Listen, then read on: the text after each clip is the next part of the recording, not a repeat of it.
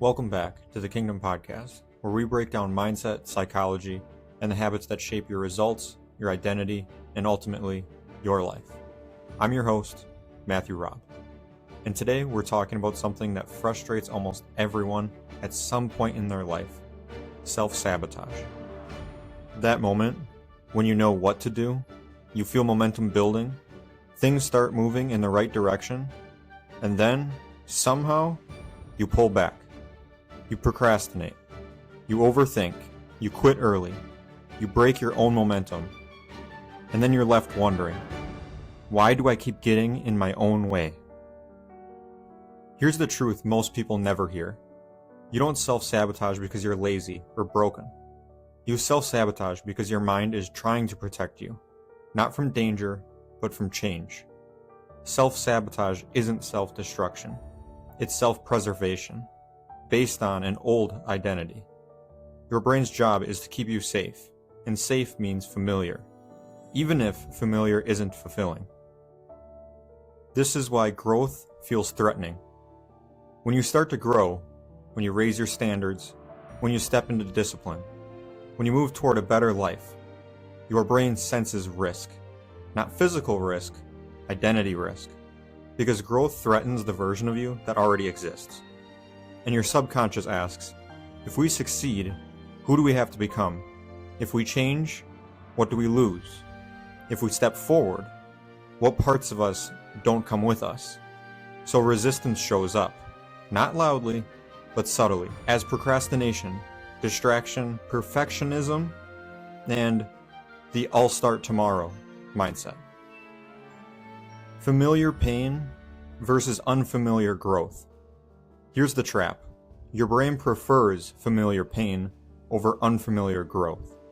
Even if the familiar pain is frustration, even if it's disappointment, and even if it's feeling stuck, at least it's known.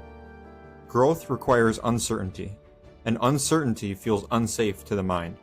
So right when things start working, right when discipline begins forming, right when momentum builds, self-sabotage steps in to restore the old normal.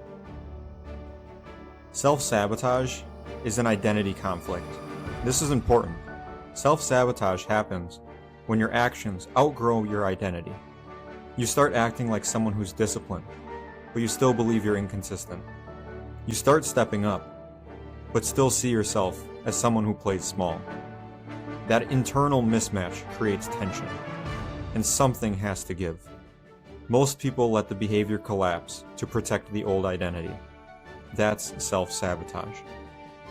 So the question is, how do you stop it? You don't fight self-sabotage with willpower. You outgrow it by upgrading your identity. Instead of asking, why am I messing this up? Ask, who am I becoming? And what part of me is resisting that? Then do this. Name the old identity without shame. Acknowledge that it once protected you. Decide it no longer gets to drive. Self-sabotage loses power when it's seen, not fought. Here's the key shift. Make your growth consistent. Your brain resists sudden changes, but it adapts to repetition. Small promises kept, small standards honored, small acts of discipline repeated. Each one tells your nervous system, this is safe now. And slowly, resistance quiets, confidence builds, and consistency stabilizes. You don't need to eliminate fear to move forward. You just need to stop letting fear decide, and do it scared. Fear will always be present when you're becoming someone new, but courage isn't the absence of fear. It's choosing to do it anyway. Every time you follow through despite resistance, you teach your mind, this is who we are now. Here's something important to understand. Self-sabotage doesn't usually show up at the beginning. It shows up right before the breakthrough, when progress feels close, when momentum starts to build, when the version of you that you've always imagined feels within reach. That's when resistance gets loud, because success isn't just about gaining something, it's about losing something too. You lose excuses, you lose old identities, You lose the story of, I could have, if only, and that loss can feel threatening. So your mind creates hesitation, it creates doubt, it creates reasons to slow down, not because you can't succeed, but because success will require you to fully step into responsibility. No more hiding, no more waiting, no more blaming circumstances. That's heavy, and your nervous system feels it. Pay attention to this pattern in your life. You get clear, you start showing up, you feel different, then suddenly you pull back.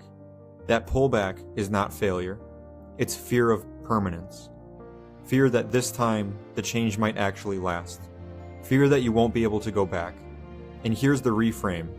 If you feel resistance rising, it's usually meaning you're standing at the edge of an identity change. That's not the moment to retreat, that's the moment to stay. When self-sabotage shows up, don't panic. Instead, say these things. This is familiar. This is expected. This is the threshold. Then simply, don't ask yourself to be perfect. Ask yourself to be consistent. One aligned decision, one promise kept, one uncomfortable action. That's enough to keep moving. Stay long enough, and the resistance fades. The new normal forms, and what was uncomfortable starts to feel like who you are. So if you've been stuck, if you've started and stopped, if you've felt like your own worst enemy, understand this. You're not broken. You're not weak. You're not failing. You're standing at the edge of growth. And self-sabotage is just the final test before the identity shifts. If this episode hit home and you're ready to stop protecting that old version of yourself, join us inside the Kingdom Training Academy on School, a place for people who are done self-sabotaging and committed to building discipline, clarity, and identity together. Click the link in the description down below. Until next time, stay aware, stay aligned, and keep building your kingdom.